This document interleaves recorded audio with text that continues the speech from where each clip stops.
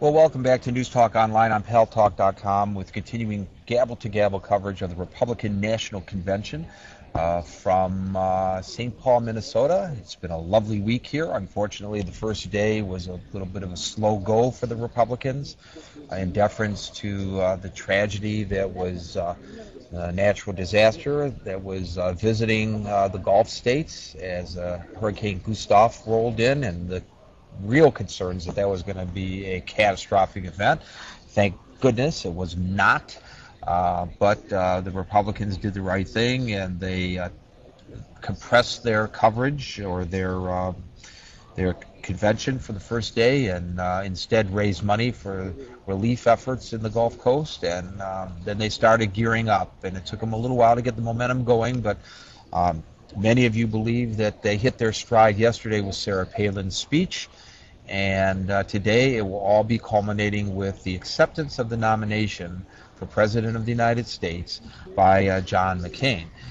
Before that, we have a number of people speaking, most notably Cindy McCain and Tom Ridge, the governor of Pennsylvania. Pennsylvania is a very important swing state in this election. So let's go to some of your calls while we're awaiting the start of this convention. The gavel is supposed to fall 2 minutes ago, opening things up for the call to order for the last day. But as we were waiting for that, and we're going to bring you all the important elements of the convention, let's go to Don in Chicago. Don, welcome to News Talk Online on Paltalk.com, live from the Republican National Convention.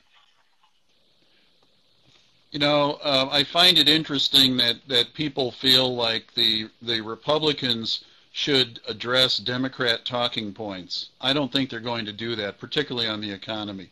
They've got their own set of issues. They got their own set of talking points, if that's what you want to call them, and they've been enunciating them very clearly. I would love to see Barack Obama say that he's not going to allow the Bush tax cuts to expire. You know, he says, well, I'm going to cut taxes on 95% of Americans. He doesn't tell you that by doing nothing, he will increase taxes on 95% of Americans. So, you know, in 2011, the Bush tax cuts are set to expire, and when they do, middle-class Americans will see their taxes increase very significantly. And Barack Obama isn't going to do a damn thing to change that. So all of this discussion is really disingenuous. You know, the other thing is he talks about new spending that amounts to huge amounts of money.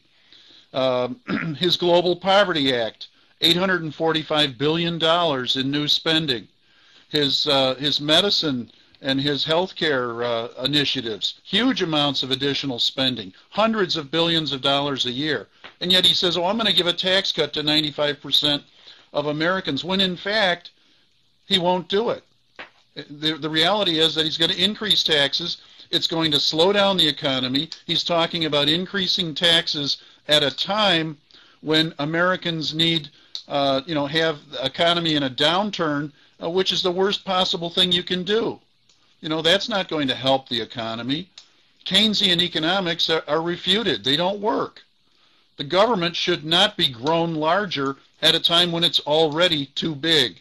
That's what Sarah Palin said, and she was absolutely right on to say it, and middle America understands that. So it's just unfortunate that they can't be more intellectually honest. Next on the mic. Well, Don, I thought I heard Barack Obama 1 week ago today saying that he was going to lower taxes to 95% of the people in the middle class, or by 95% to people in the middle class. I don't know. But he was going to significantly lower taxes.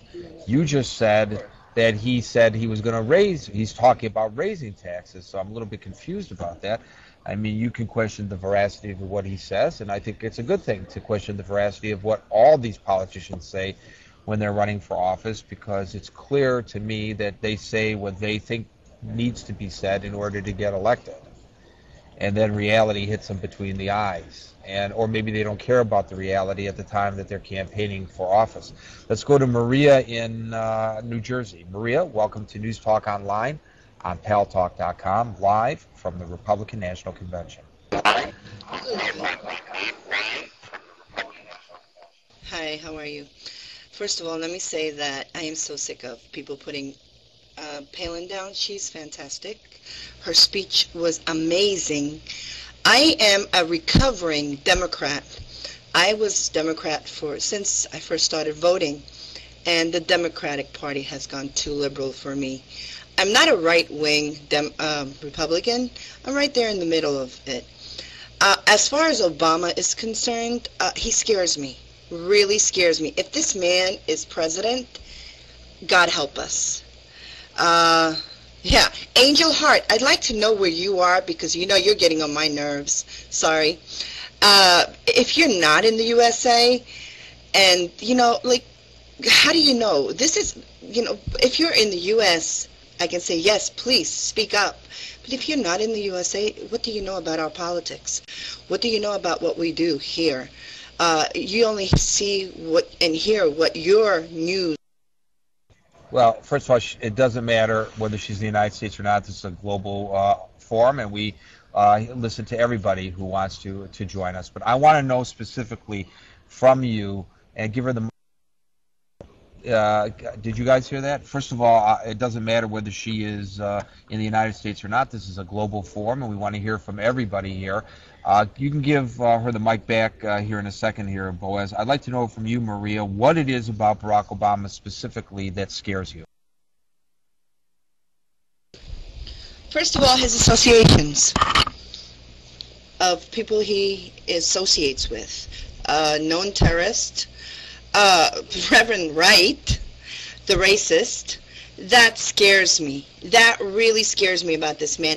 The third thing is that all of a sudden now he wears a little flag on his lapel. Where was he before? His wife isn't even proud that she's American. I'm not born in this country. I was born in Greece. I've been in the USA since I've been 7 years old. I voted, my first time voting, I think was Reagan, the second time around. And I was a Democrat.